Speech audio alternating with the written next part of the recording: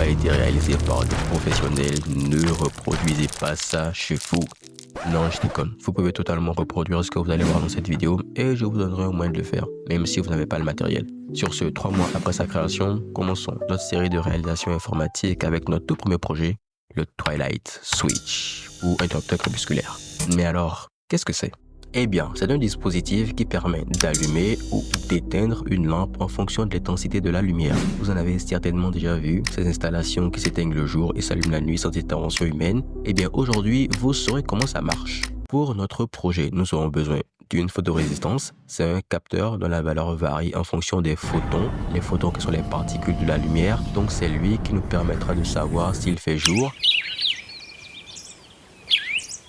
ou nuit. Ensuite, nous utiliserons une LED qui nous servira de lampe, de résistance et de l'outil qui nous permettra de coder et de faire la passerelle entre l'intensité de la lumière et l'allumage de notre LED, l'Arduino. Bien, avant de continuer, je dois vous expliquer ce qu'est un signal analogique et digital. Vous voyez, notre LED, elle n'est capable que de prendre 2 états, allumer si elle est traversée par du courant ou éteindre si c'est le contraire. C'est ça, le signal digital. Un signal qui ne peut prendre que de valeurs, vrai ou faux, ce qu'on représente par le 0 ou le 1 en binaire. A contrario de notre capteur qui reçoit une infinité de valeurs en fonction de l'intensité de la lumière qui peut être basse, mi-basse, moyenne, forte, très forte, etc. C'est ça le signal analogique. Mais en quoi ça nous est utile? Eh bien pour l'Arduino. Car notre Arduino possède des ports analogiques et digitaux et c'est grâce aux informations analogiques envoyées par notre capteur que sera émis un signal digital pour l'allumage de notre LED. Commençons la partie construction. A few moments later. Et voilà, quand je disais en début de vidéo que vous allez pouvoir reproduire assez facilement ce que je vais vous montrer et même faire vos propres réalisations, je parlais du site Tinkercad. Et d'ailleurs, c'est eux qui sponsorisent cette vidéo. Non, je déconne. Cette vidéo n'est pas sponsorisée. Pour ça, il faut s'abonner à la chaîne, activer la cloche et mettre un pouce bleu. Alors, qu'est-ce que j'ai fait pendant tout ce temps? D'abord, vous avez les composants cités en début de vidéo. L'Arduino, la LED, la photorésistance et ça, c'est le protoboard. Une plaquette d'essai qui vous permet de faire vos projets et de retirer vos composants une fois que vous avez fini. Alors, je pense que ce sera plus facile à expliquer, plus lisible si le schéma est comme ça. Voilà.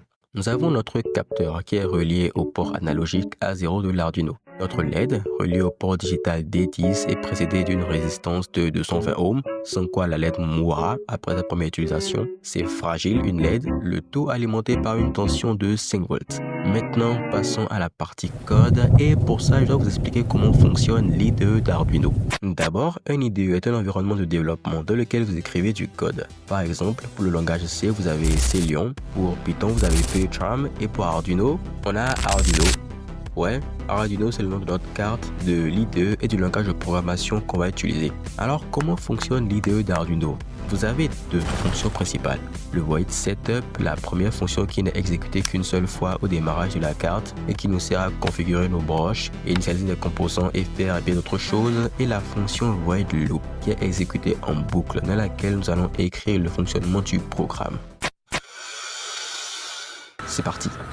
Dans le premier temps, nous allons déclarer nos variables. Une notée pH qui prend le port sur lequel est branché notre capteur, une autre qui prend le port sur lequel est branché notre LED et une dernière qui sera utilisée pour stocker la valeur lue à partir du capteur pH. Ensuite, dans notre fonction void setup, nous allons déclarer notre LED en sortie, notre capteur en entrée et une dernière fonction qui nous servira pour plus tard. Dans le void loop, notre variable val se chargera de lire les informations envoyées par le capteur et pour ça, on lui affecte la fonction analog read pH. Pour voir les valeurs envoyées par le capteur, on utilise la fonction serial.println, notre variable, et une fois que nous avons une valeur qui correspond à une faible intensité de la lumière, on peut allumer notre LED ou dans le cas contraire, on l'éteint. Le résultat final,